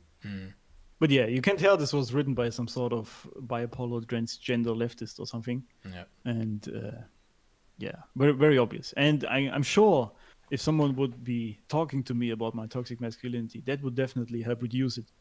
Definitely, yeah. Well, let's hope we get cured one day, brother. Let's hope. Oh, yeah. There's another interesting... Can I get a vaccine for this? Again? Can I get a vaccine for this toxic masculinity? Yeah, but only like in your ass, that's the Oh, damn it. Okay. what are the effects of toxic masculinity when men actively avoid vulnerability? Again, this is something I wouldn't say this is like a bad trait, you know? Like what's Yes, exactly. like I always ask myself, what's the point in showing vulnerability? Is there like any advantage to that, you know? This is what I never get as well. I mean, I sort of understand where they try to come from, that Mm-hmm. you need to be vulnerable and talk about your issues. Right. But the real issue here is what do I gain from that? And this is something I've always asked these people, or men especially, like if you talk about these issues, how does it really help you? Talking doesn't change these things, these Right. problems you have. If you talk to your friend about your mortgage that is so heavy you cannot pay for food, how does it bring more money into your bank account? It Right. doesn't. The only thing that changes your reality are actions, right? So talking about things never does anything, or in most cases it doesn't. Especially if you have like issues, you need at least put in some action. Of course, you can talk about ways to fix it, sure, obviously, but this isn't really vulnerability. That's just trying to figure it out, right? But being vulnerable and talking about the issues you have and crying about it, that changes nothing. Reality doesn't work that way. You need to take action and change things by your bare hands. Then your reality might change. And this Okay. is also what I said, or other people said before about depression, that depression is really a tool that helps you to see that something is wrong in your life, and now Yeah. you need to take the action to fix it. And some people had their depression cured when they just changed the environment, which means they just moved somewhere else and suddenly it was gone. Yeah. That just meant that was the issue. But how would have talking about that helped in that case? It's such a sad thing, actually, that people who are genuinely, like, I mean, they just don't know any better, right? So it's like I believe many people are on the verge of like suicide and stuff like that. And I genuinely feel pity for them because they actually want help because they just don't know any better, and then it already takes so much to like go to a therapist or whatever, right? And like confessing how miserable your life is, but actually don't really getting any help. It's tragic. It's I actually truly think that therapists in that regard make it worse. yes, Because yes, if you have an issue like you want to kill yourself, you have this feeling that you want to do it, and you go yeah, to this therapist and you talk about it for like 3 months, and there's still nothing different. How do you feel about yourself, right? right, This just, and I actually think that, if anything, makes it worse and will most likely more give you the incentive to kill yourself. Instead of if you would have taken some sort of action because someone told you, see, this is where you fuck up in your life, change right, that, and you will already feel better. And this would have changed everything, right? But talking about it really did nothing. So I think personally that therapy in, I would say 99% of cases is pretty useless. And obviously I'm like scolded for saying this a lot. you can get lynched for that. So I would totally agree with Yes. you. I was I was there's something interesting on the internet. I was thinking to myself, okay, I was googling toxic masculinity. Let's like Google healthy masculinity, and the first definition that comes up with is healthy masculinity, or the way we should do it means actually what we just described. Healthy masculinity means being honest with oneself about your own feelings, needs, and desires. That's very interesting. Being honest with your own desires. What if I want to rape someone? Should I be honest about that? Should I not fight it? You know, Yeah. I'm sure many people in the Second World War like enjoyed killing Jews. It was like their desire or something. Is this okay with being honest? Like just like yeah. And it says also that it also means treating all others with the kindness and respect that you deserve. It's so interesting that this article or this definition assumes that you deserve something like from the day you were born. Yes.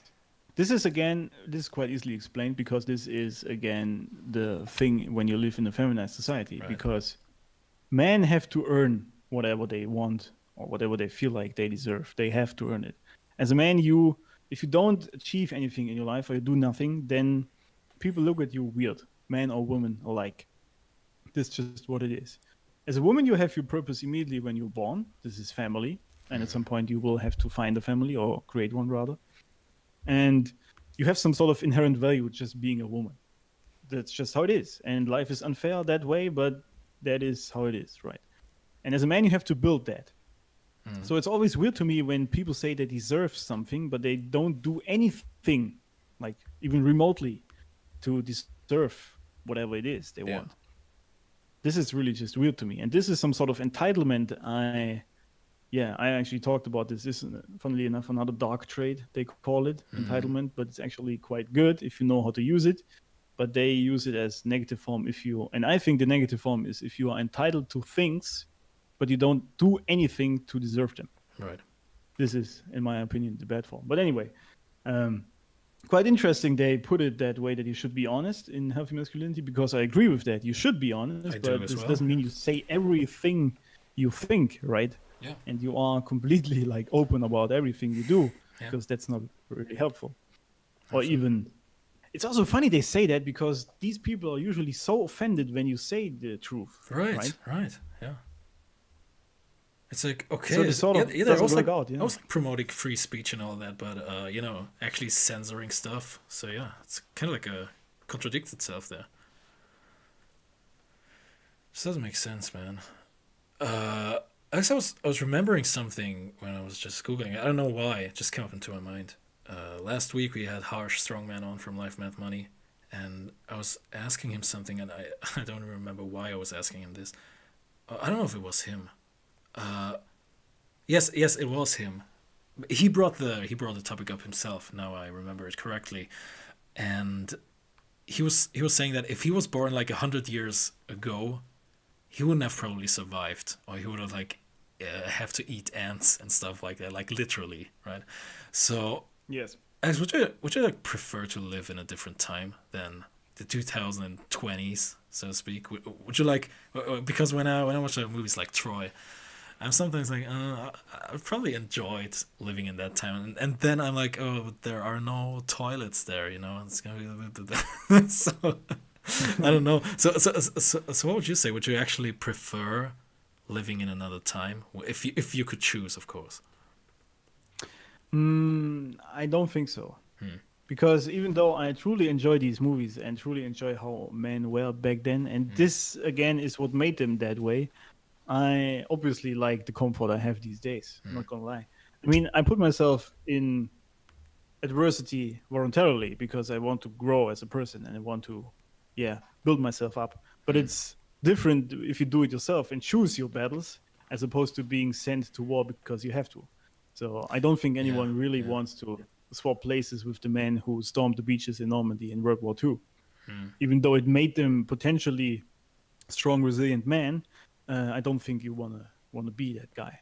Absolutely. So I definitely don't want to live in another society. Even though I think it might have been nicer, like for the society in general, because generals were defined and nobody was talking about irrelevant bullshit.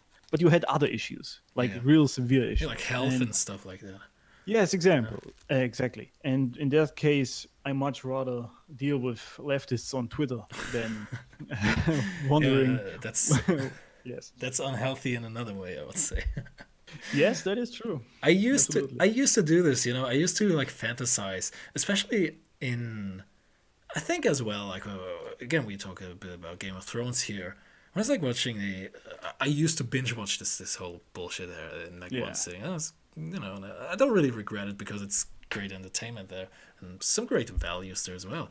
But when I'm like binge watching like a series like Game of Thrones, which completely transports me into another time, into another world actually, which isn't even realistic. I sometimes feel like, I would probably enjoy it there more than here, like no social media at all and stuff like that. Why do you think? I'm probably not the only one out there. Why do you think people have this need to like escape? This whole escapism thing. There's a reason also why like zombie apocalypse is such a popular thing. You know, like so many TV series and movies are like this zombie apocalypse, this complete reboot. What do you think? Like people have this need to escape?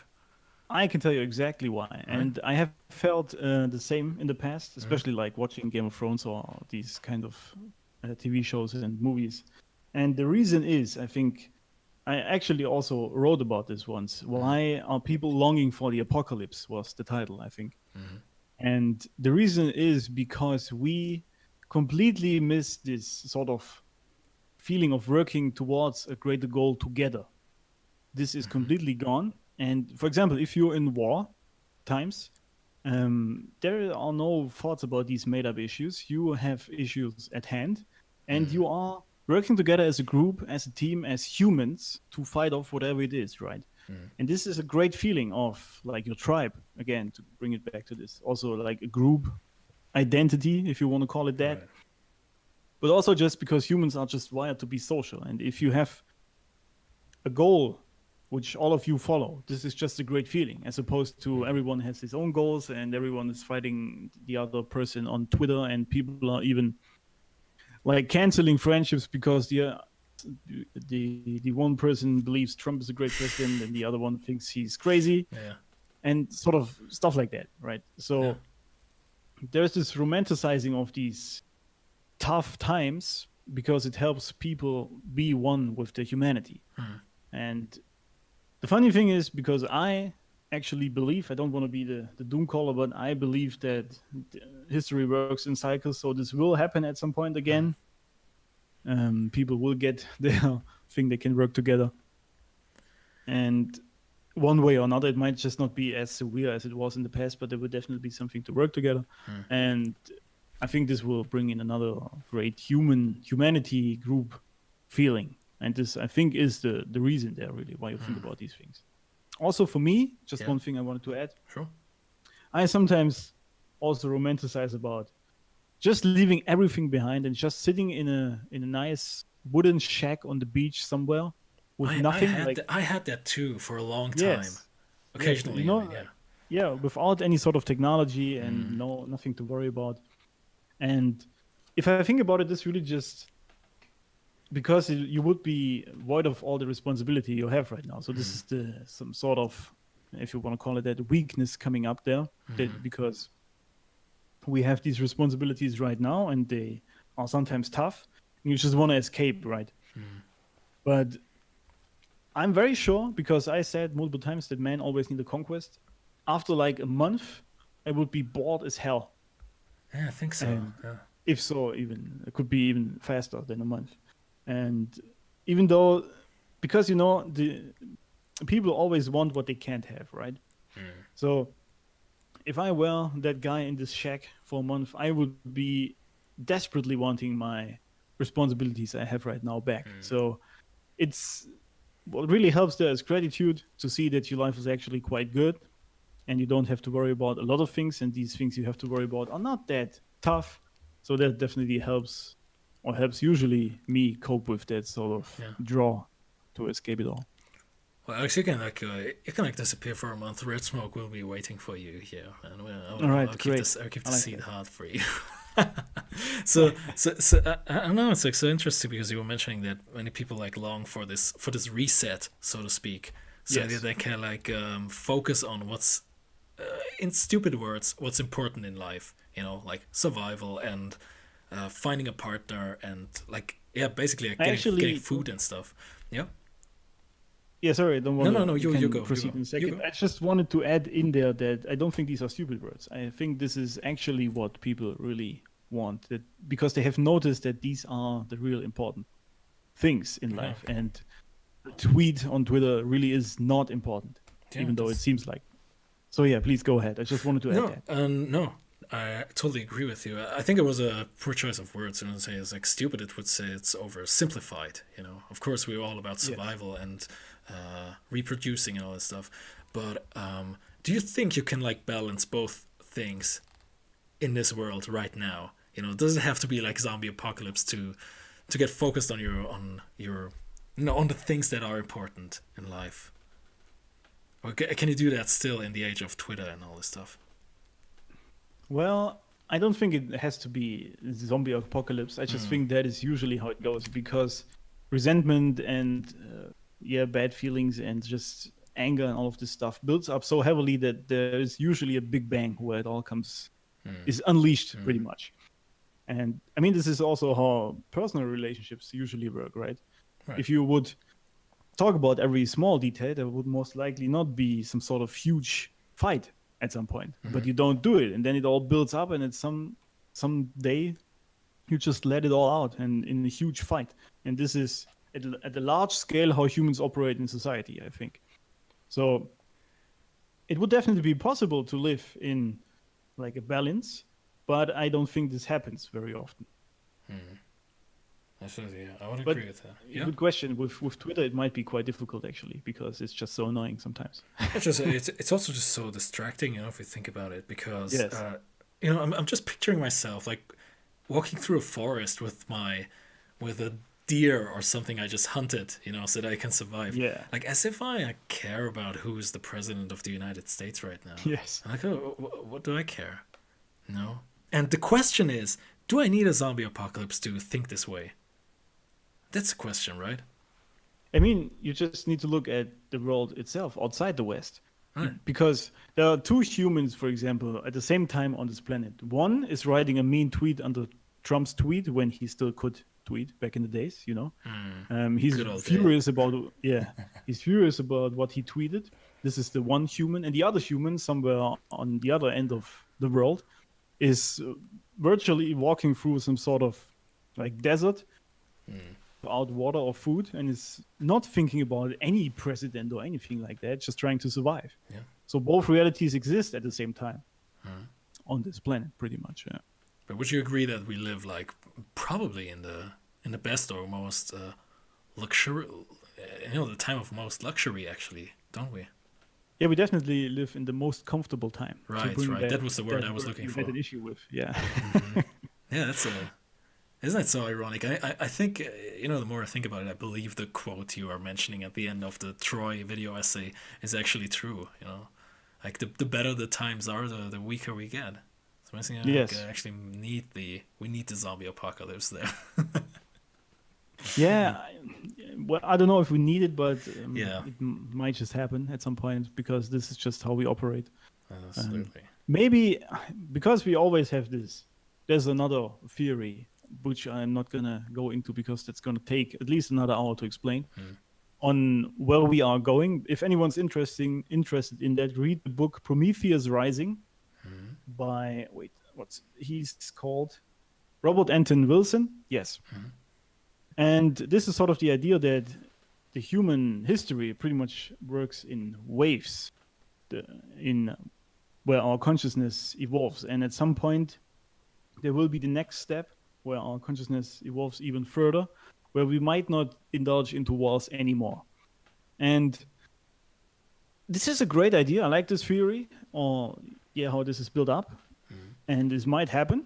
I don't know. Maybe at some point we realize that exactly what we are talking about, pretty much. How we operate, we consciously know that, and then we can actually work against it. Maybe. Maybe that's just rationalization, and we can't actually control our deeper urges to, I don't know, wage war against anyone. But I just like the idea that at some point we finally find the possibility to stop killing each other and reach a higher consciousness of humanity. Who knows about that? Absolutely, yes. It's an interesting thing to think about. Yeah, quite dystopic, if you ask me. Quite a Brave New World, if you ask me. Yeah, but interesting to think about it. Definitely. All right, Alex. I'm afraid we are out of time already. Yes, we are. But weren't those great words to bring it to an end? Definitely, man. Definitely. Red Smoke is getting more and more poetic here.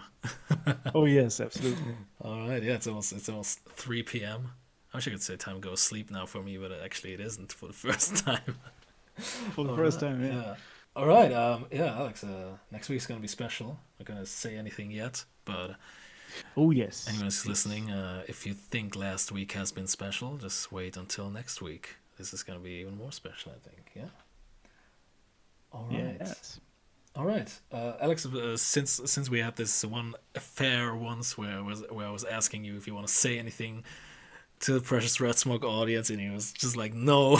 It's like, okay, goodbye. I'm not gonna ask. I'm just gonna like, I'm just gonna say goodbye, everybody, and yeah, see you next week at not the same time. Next week there's not gonna be a live session. I'm gonna have a special interview again. I'm not gonna say who it is, and it will be uploaded later in the day. So if you're from Asia, it's probably gonna be early Friday morning. If you're from the US, it's gonna probably be around noon or late afternoon in the US, where the new video is gonna be uploaded. And of course, this stream right here is gonna be uploaded on Spotify in maybe a few hours. You can check in and you can listen to it as well on Spotify. All right, yeah, that was it for today, Alex. Yes. All right, perfect. See you next week.